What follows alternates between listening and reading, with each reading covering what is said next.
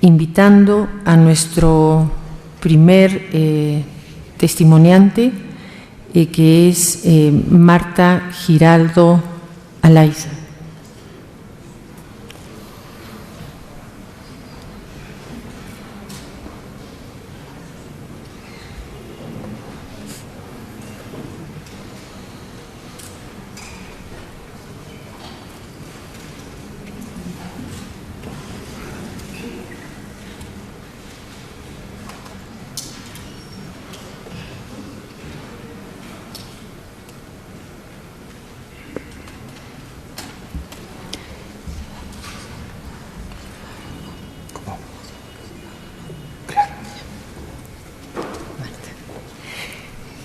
Nos ponemos de pie, por favor. Señora Marta Giraldo, promete usted dar su testimonio con la verdad y en virtud a los hechos que dichos ante los miembros de la Comisión de la Verdad a todo el país. Sí. Gracias.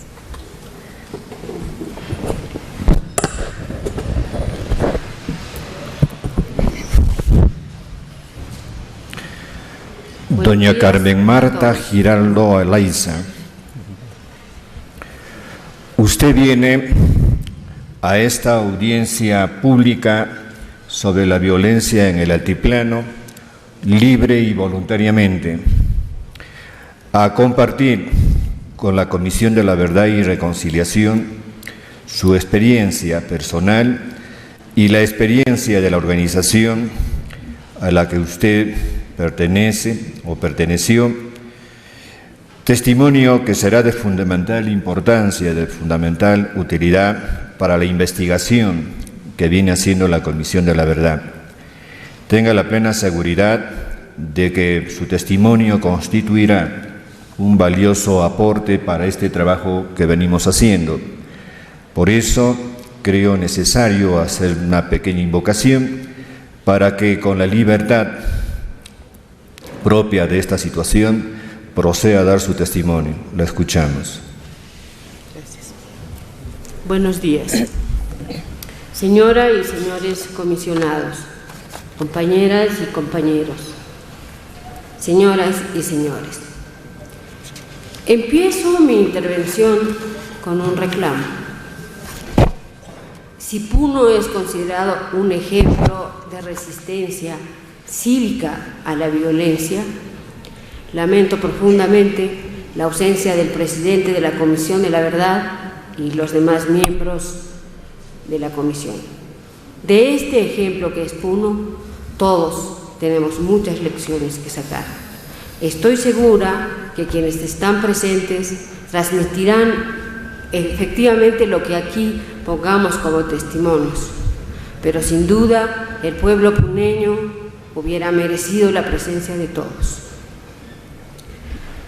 No es fácil dar un testimonio a nombre de un movimiento como el de derechos humanos. Y no es fácil por varias razones. Primero, porque es muy difícil resumir en minutos lo vivido en años. Tampoco es fácil porque el transcurso del tiempo nos puede llevar a olvidar hechos, detalles, a suavizar o exagerar lo que vivimos. Pero es cierto también que el tiempo transcurrido nos permite una lectura más objetiva, menos apasionada, más serena. Con estos elementos quiero dar un testimonio poniendo brevemente el panorama sociopolítico de Puno previo a la insurgencia de los partidos que optaron por la violencia. Puno había sido en el siglo XIX, escenario de un enfrentamiento entre quienes pretendían constituir lo que fue el gran sistema de haciendas y los campesinos propietarios de la tierra. Si bien la hacienda llegó con la colonia, es durante la República que se desarrolló y que expulsó a miles de campesinos de las tierras productivas.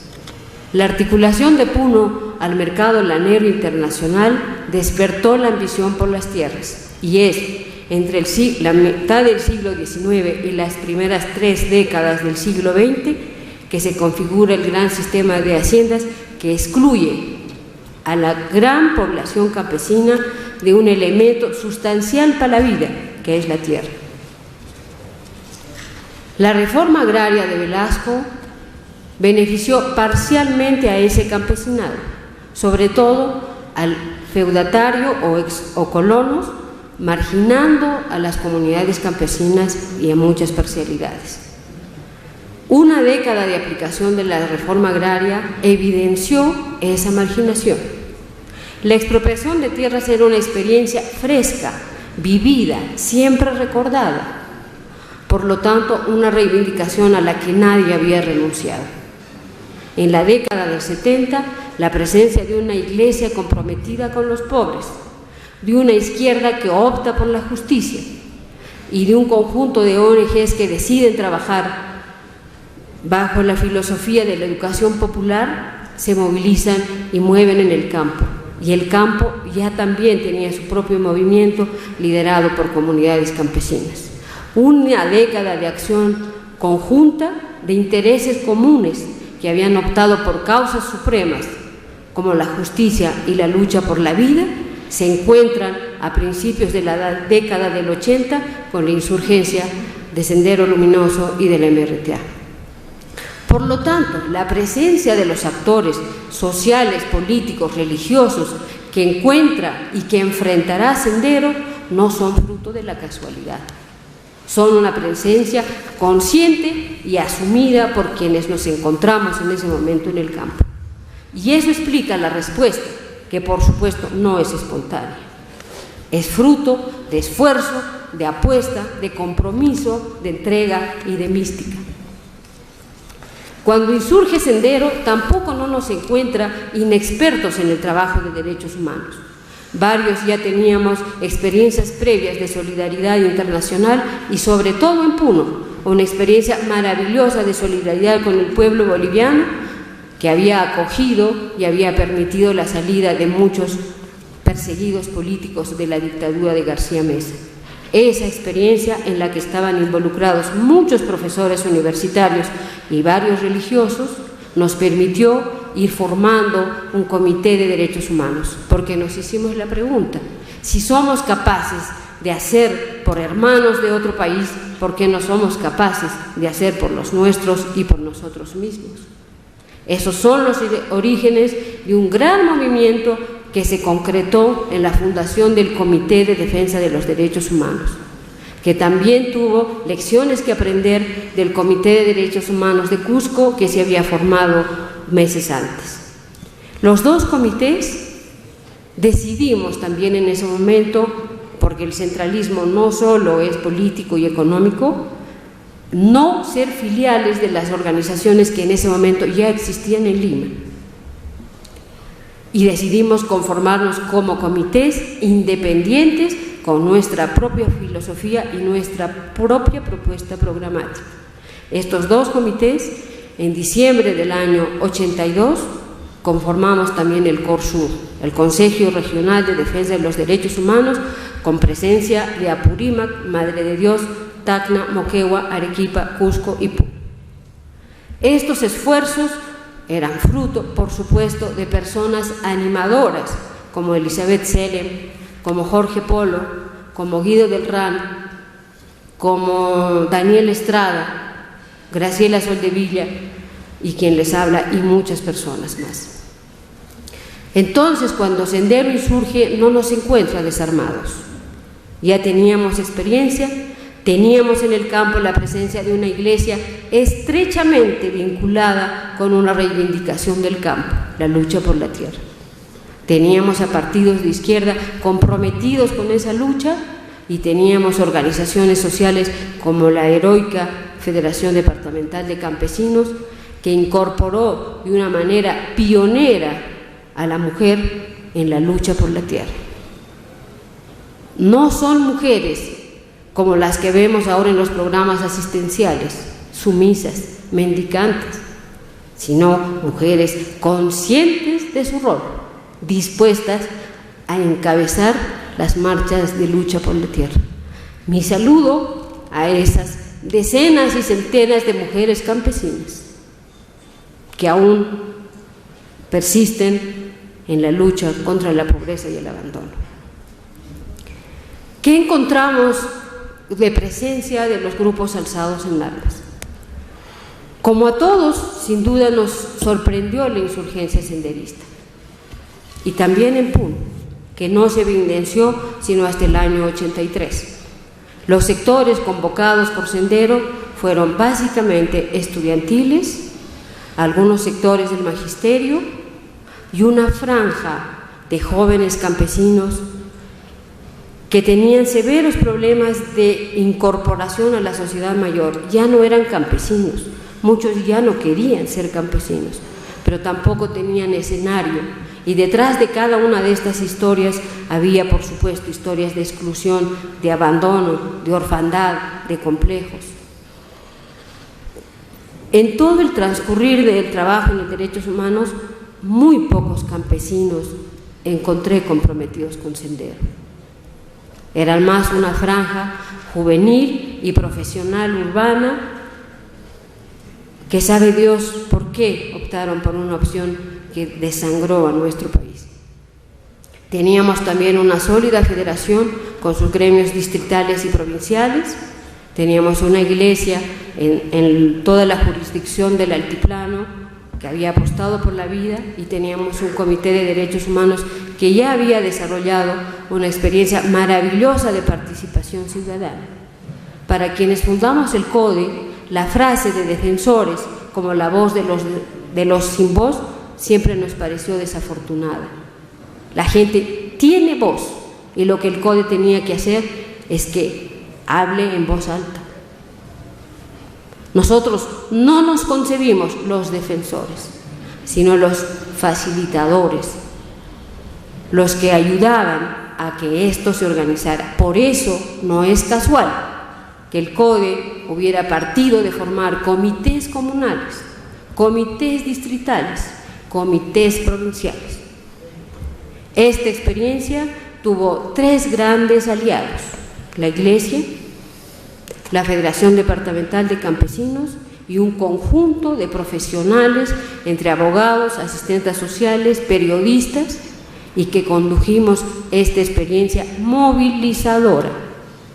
La primera acción del CODE fue la impresión de miles de afiches y de trípticos con la Declaración Universal de los Derechos Humanos, los derechos de la mujer y los derechos del niño. Teníamos que darle contenido a estas dos palabras, derechos humanos, que decían mucho y no decían nada. Miles de locales escolares, de salud, policiales, fueron, podríamos decir de repente, hasta decorados con los afiches, pero queríamos que estas dos palabras fueran tomando sentido. Decenas de cursos, de talleres, de encuentros, para que la gente asuma su condición y el ejercicio de sus derechos. Y sin duda, todo esto estaba atravesado transversalmente y de este a oeste con un tema que era la lucha por la tierra. La propuesta y la filosofía del CODE Puno fue una defensa integral de los derechos humanos, es decir, no solo luchar por los derechos económicos, sociales y políticos. Nosotros trabajamos áreas de motivación, de capacitación, de identidad, de cultura, de arte, y fuimos pioneros en la defensa de la mujer y del niño. Pero sin duda el escenario nos obligó a poner más esfuerzos en el problema de la violencia, que cada vez abarcaba más el departamento, pero que sin duda se ubicó en las provincias de Melgar, de Azángaro, de Lampa, en parte Huancané, y algunos espacios cortos de la provincia de Puno y de Sandi. Este trabajo no hubiera sido posible entonces si todos los que he mencionado no hubiéramos estado juntos. La Iglesia nos permitió toda su red de parroquias, de entregados y entregadas religiosas y sacerdotes, sus infraestructuras, sus salones parroquiales, sus carros y por supuesto toda la red de información que supone tener animadores cristianos en todo el departamento.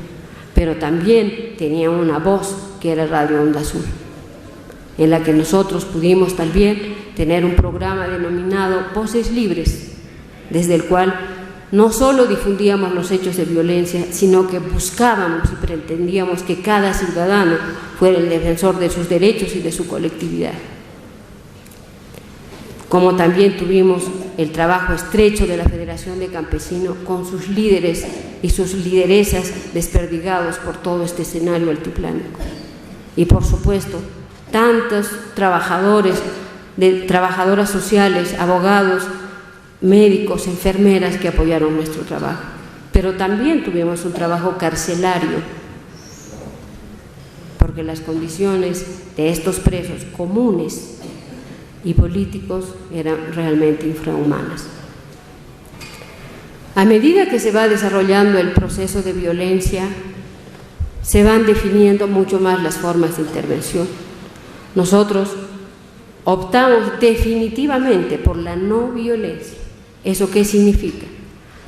Si un presunto senderista era detenido, el CODE estaba presente en la etapa de su detención policial, porque nuestra obligación, aún siendo senderista, era cuidar su integridad física, no a la tortura, no al maltrato, no a la extorsión, porque ustedes también deben saber que en esos momentos de violencia la corrupción no estaba ajena.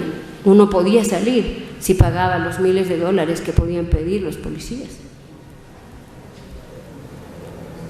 Culminada la etapa policial, prejudicial, el CODE acompañaba y luego dejaba que ellos asumieran su defensa, porque nosotros no podíamos contradecir nuestra opción, que era la opción por la vida. No asumimos la defensa legal de nadie que haya optado por las armas, así como tampoco no defendimos los casos de policías o de soldados que habían agredido la vida. Nos movimos conscientemente en el filo de la navaja. Para Sendero éramos defensores del sistema, para la policía y el ejército éramos defensores de terroristas. Pero esa opción consciente no hubiera sido posible si hubiéramos estado solos, lo vuelvo a reiterar, porque también tuvimos el respaldo de instituciones desde Lima, SEAS, APRODE y la comisión, las sucesivas comisiones de defensa de los derechos humanos, de derechos humanos del Congreso. Y aprovecho para agradecer el respaldo de personas como Patricia Valdés, como José Bruneo, como Francisco Soberón, como Javier Díaz-Canseco, que fueron respaldo permanente en nuestro trabajo. Esa iglesia comprometida, esa federación combativa, ese CODE con todos sus componentes distritales, provinciales y comunales, llevó adelante esa federación y tantos otros compañeros comprometidos con la vida, en medio de un escenario de guerra, lograron una de las conquistas más históricas de Puno, la tierra. Después de sucesivas tomas, después de negociaciones fracasadas con el gobierno de Belaúnde, arrancamos al gobierno aprista la reestructuración de las tierras y más de 800.000 hectáreas fueron distribuidas entre las comunidades campesinas. Que luego haya fracasado el modelo de empresa comunal, esa es otra evaluación, pero la tierra fue devuelta a quienes la habían perdido en el siglo XIX y XX.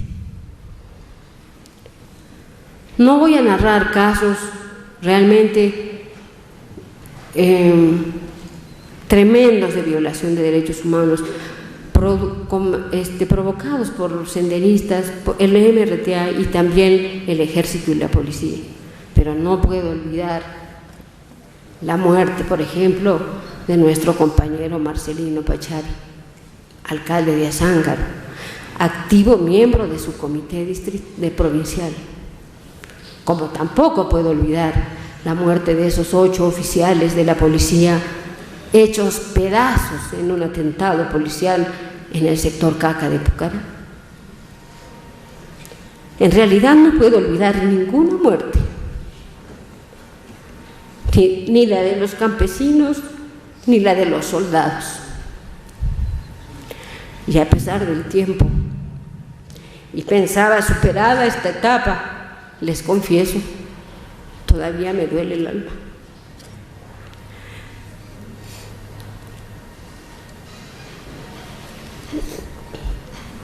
Para terminar, quiero también decir algo que seguro provocará controversia, pero le faltaría la verdad si no lo digo.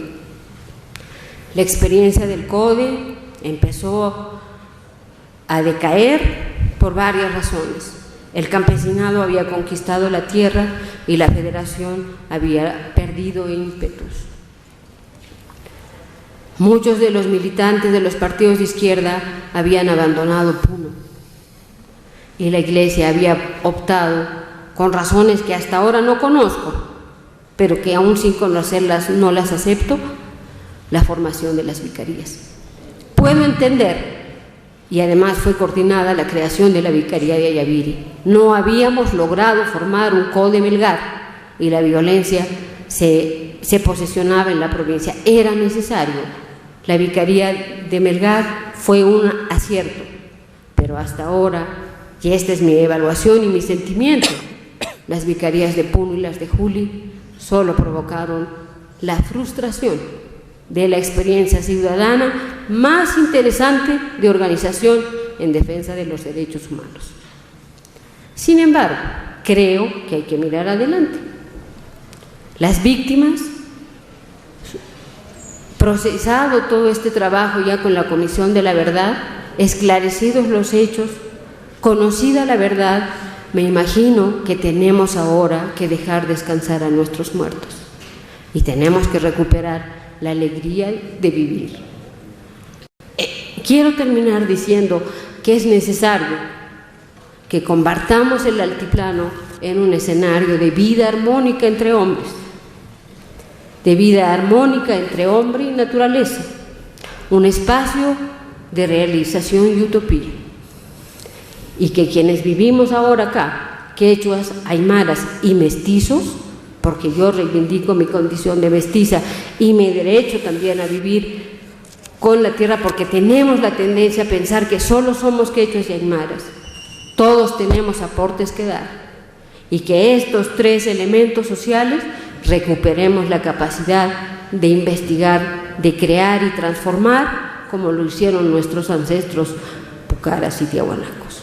Quiero agradecer vuestra audiencia y espero que este trabajo de la Comisión de la Verdad restañe las heridas y que vivamos y que construyamos en un país que hasta ahora es esencialmente y estructuralmente injusto y que por lo tanto nos convoca y nos obliga a cada uno de nosotros a aportar y construir un país diferente.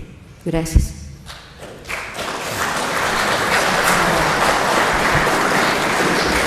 A usted las gracias, doña Marta, por su claro testimonio. Yo creo, sin el ánimo de responder a su preocupación de no contar con la presencia del presidente de la Comisión de la Verdad, es necesario, para no generar una sensación de vacío, se haga una pequeña aclaración. La Comisión de la Verdad y Reconciliación en este momento está ingresando ya a la etapa final de su trabajo de campo. Esto hace entonces que en la comisión sean múltiples las tareas que simultáneamente estamos compartiendo los comisionados. La presencia nuestra en nuestra condición de comisionados espero no desmerezca esta reunión, porque tenemos también las mismas atribuciones del comisionado Salomón Lerner, de modo que es una ausencia justificada por necesidad de servicio en la capital. Y nosotros, ojalá, en la medida de lo posible, podamos de algún modo sustituir esa ausencia, dándole pues a esta audiencia pública toda la altura, toda la solvencia que ella está totalmente investida. Es importante haber tomado nota de su testimonio, porque ello contribuirá de una manera decisiva a esa construcción de la verdad, que es el principal empeño de la comisión. Nosotros, como comisionados, tenemos la sensación que el encontrar la verdad y el plantear la necesidad de justicia y el hacer un esfuerzo para la reconciliación, finalmente debe significar un punto de partida para el país, porque el informe que nosotros vamos a elaborar probablemente en el futuro genere nuevas acciones que permitan refundar nuestro país. Le agradecemos a usted sinceramente por su testimonio, porque consideramos que es un testimonio que está cargado de recuerdos que causan bastante emotividad y que llegan naturalmente al sentimiento de todos los peruanos. Muchísimas gracias por su participación.